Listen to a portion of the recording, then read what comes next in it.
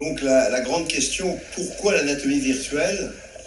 Et nous allons y répondre en revoyant un petit peu l'historique, à savoir la grande crise de l'anatomie et les gros problèmes que nous avons dans les sciences morphologiques classiques actuellement. Gros problèmes qui sont, d'une part, le manque de la disponibilité des sujets anatomiques, des cadavres pour la dissection, et deuxièmement, le nombre accru des étudiants qui veulent apprendre l'anatomie par cette dissection. Et pour ce problème, il y a une réponse, nous avons une réponse, et cette réponse s'appelle l'anatomie numérique.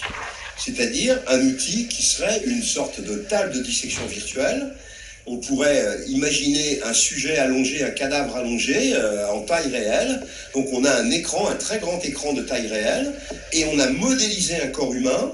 Et ce corps humain est sur cet écran et on peut le manipuler, le couper, étudier l'anatomie, enlever des plans, enlever la peau, enlever les muscles. Et donc ça ne remplace pas la dissection, mais ça permet à tous les jeunes étudiants de s'entraîner, de connaître le nom des structures, de couper le corps humain, de se promener à l'intérieur et ainsi de vraiment jouer en quelque sorte.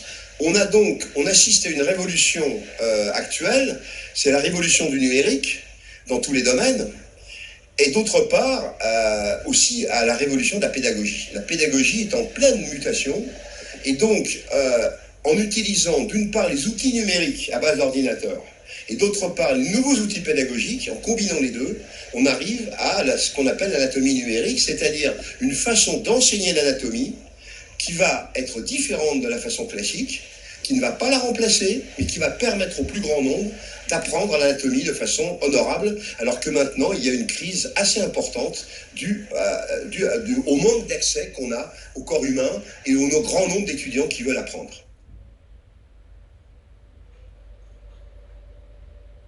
Comment construit-on, comment conçoit-on ces véritables tables de dissection virtuelle?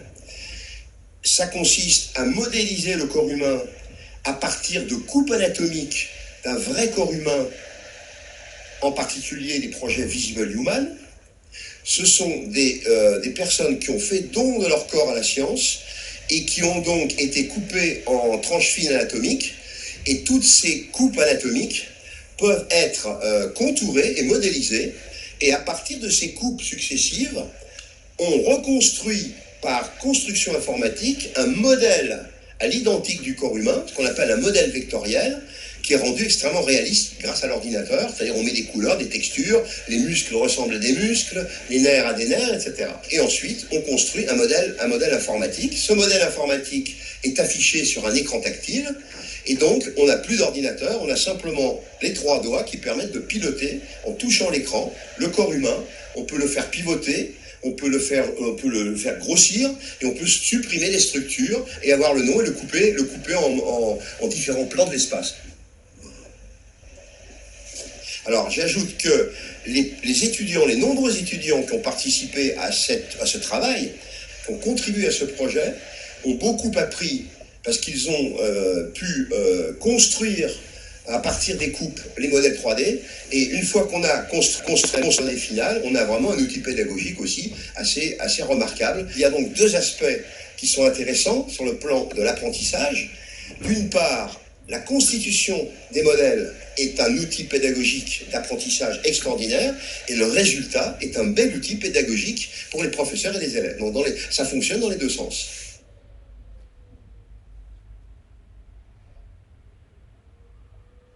Donc je voulais vous montrer cet outil qui est un outil très important en anatomie numérique, qui est la table de dissection virtuelle.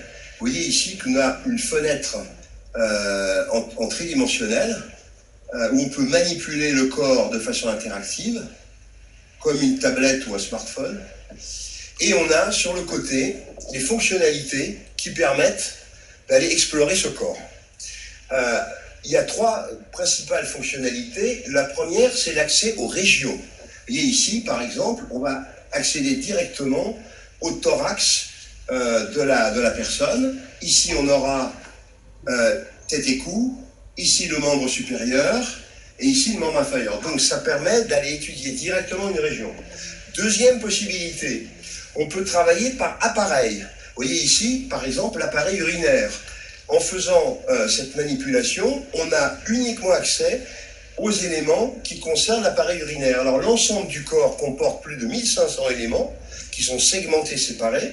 Ces éléments sont nommés, sont reconnus en 4 langues. Par exemple, quand je clique ici, il va me dire que c'est le rein gauche. Et si je passe en anglais, il va me dire ici que c'est le right kidney. Ensuite, je vais passer à l'appareil respiratoire. Voici donc le poumon avec la trachée, l'artère pulmonaire. Ensuite, le cœur. Ensuite, le cerveau. Donc, toutes les régions du corps par appareil ou par région. Et puis, pour finir, on a accès séparément à l'affichage ou la transparence ou la disparition de chaque élément anatomique, c'est-à-dire ici, vous voyez, par exemple, nous sommes sur l'appareil urinaire, je vais rajouter les artères, et quand je clique sur artère, vous voyez que tout le système artériel va s'afficher par-dessus. Je peux le rendre également transparent, comme là. Je peux rajouter les veines. Vous voyez, ça commence à être compliqué. L'intérêt d'un tel système, c'est de simplifier l'anatomie en affichant système par système. Donc, vous voyez que aussi bien par région que par appareil, que par élément anatomique, on peut aisément manipuler cet ensemble complexe de 1500 éléments, et vous devinez, vous imaginez le nombre de possibilités qu'on aura pour faire des leçons d'anatomie. Alors pour ça, il y a des configurations toutes prêtes, parce qu'évidemment on peut présenter certains éléments mais pas d'autres, et donc ça privilégie l'étude anatomique d'une région.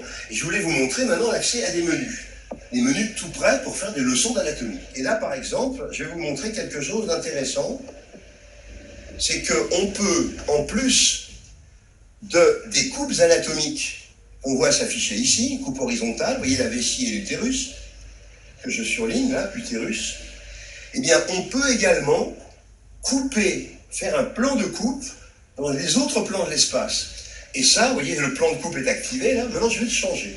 Donc j'active une autre fonction, vous voyez ici, vous voyez que là, quand je modifie le plan sagittal de coupe, je suis en mesure de changer l'endroit où j'opère la coupe sagittale. Je peux faire des coupes dans d'autres plans différents, mais le plus intéressant, c'est quand même le plan sagittal, parce que vous voyez ici qu'on a vraiment l'intérêt, c'est qu'on a coupé la vessie pratiquement dans le plan sagittal médian, ainsi que l'utérus, et on voit ici de profil les rapports de la filière génitale, l'urètre, le vagin, le rectum, on voit très bien de profil. Donc on a enlevé en quelque sorte une moitié du bassin pour voir à l'intérieur du volume. Donc on a vraiment, ces fonctionnalités sont vraiment hyper intéressantes. Une autre fonctionnalité qui est très importante, c'est l'accès aux coupes. C'est-à-dire qu'en fait, ce corps humain a été coupé. Ceci sont les coupes qui ont été à l'origine de la reconstruction du modèle 3D, c'est-à-dire c'est les coupes sur lesquelles ont travaillé les étudiants. Et vous voyez donc, là c'est pareil, on peut donc évidemment se promener dans le modèle. Et donc ce qui est intéressant, c'est qu'on peut évidemment afficher les éléments anatomiques par-dessus ces coupes. Donc là par exemple, vous voyez qu'on a ici l'affichage des éléments artériels qui passent au milieu des coupes. Alors on peut également modifier ces coupes et les afficher ou non, une par une.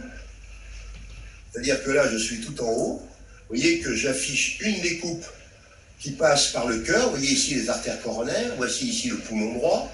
Eh bien, je vais descendre et les coupes descendent une à une et on suit les intersections des artères coronaires avec la coupe initiale. Vous voyez qu'on peut aller se promener dans le corps. Ici, nous sommes sur le foie. Voilà. Vous voyez qu'on peut descendre et on peut donc ainsi vérifier, vous voyez, ainsi donc là, c'est une anatomie absolument extraordinaire qui peut mixer les modèles 3D et puis les coupes anatomiques.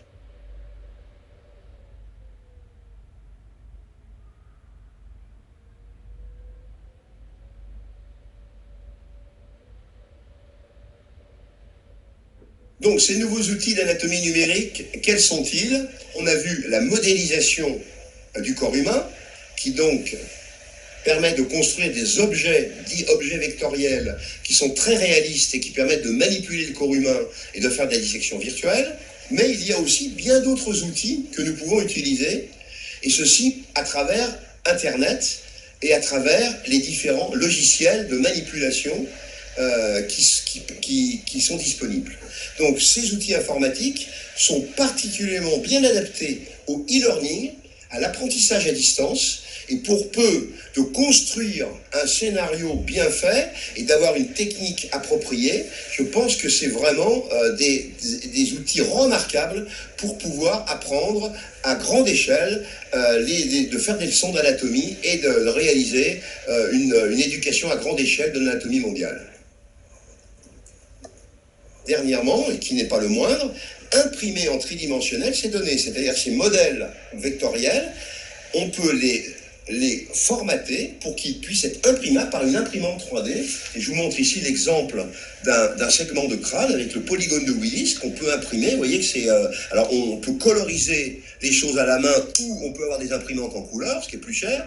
Mais on a vraiment là, c'est un crâne en taille réelle, un crâne d'un individu vivant qui a été imprimé en 3D. Voici un autre exemple, un autre crâne où vous devez visualiser les carotides et les vertébrales dans le canal transversaire, donc les branches, vous voyez, les plus fines de l'artère occipitale qui peuvent être restituées. Donc c'est d'une finesse extrême et en taille réelle. Et de plus, j'ajoute que ces techniques sont très utilisables en chirurgie parce qu'il est possible, au lieu d'utiliser un plastique ou une résine ordinaire, d'utiliser une résine biocompatible et de configurer avec l'ordinateur un segment manquant osseux chez le patient qu'on va remplacer, qu'on va façonner sur l'ordinateur et qu'on va implanter si c'est de la résine biocompatible. Donc vous voyez les possibilités qu'on a dans la chirurgie reconstructive.